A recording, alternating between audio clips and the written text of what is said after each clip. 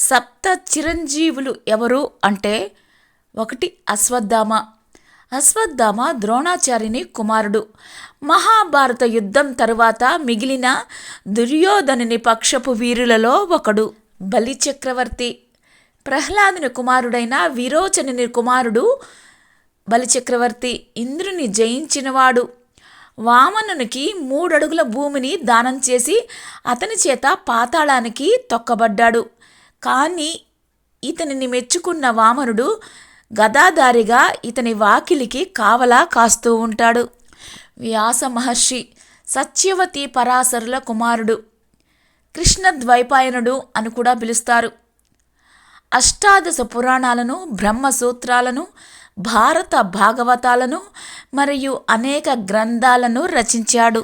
వేదాలను విభజించి వేదవ్యాసుడు అయ్యాడు. హనుమంతుడు. కేసరి అంజనల పుత్రుడే హనుమంతుడు. భర్త ఆజ్ఞ ప్రకారం వాయుదేవుణ్ణి కొలిచిన అంజనాదేవికి వాయుదేవుడు ప్రత్యక్షమై తన గర్భంలో శివుడి శక్తిని ఆమెకు వరంగా ఇచ్చాడు. అంజనా గర్భంలో హనుమంతుడు జన్మించాడు. సూర్యుని శిష్యుడు ఈ రామభక్తుడు. పరమేశ్వరుని అవతారం.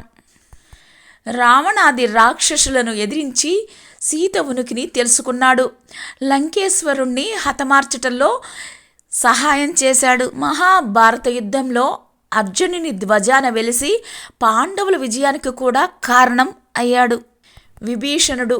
కైకసికి విశ్వబ్రహ్మకు కలిగిన 3వ కుమారుడు విభీషణుడు. బ్రహ్మ వరంతోటి సుశీలుడు అయ్యాడు. ఈయన భార్య పరమ అనే గాంధర్వశ్రీ. రావణుని దుర్మార్గాలను విమర్శించి సన్మార్గం గురించి చెప్పేవాడు. సముద్రాన్ని దాటటానికి, రావణుణ్ణి హతమార్చటానికి శ్రీరాముడికి సహాయం చేశాడు. రావణుని తర్వాత లంకాధిపతి అయ్యాడు. సప్త చిరంజీవులలో 6వవాడు కృపాచార్యుడు. కృపుడు శరద్వంతుని కుమారుడు. కృపుడు తండ్రి దగ్గర ధనుర్వేదాన్ని నేర్చుకున్నాడు. భీష్ముని కోరికను మన్నించి ధనుర్విద్యను నేర్పాడు. మహాభారత యుద్ధంలో దుర్యోధనుని పక్షాన నిలిచి యుద్ధాన్ని చేశాడు.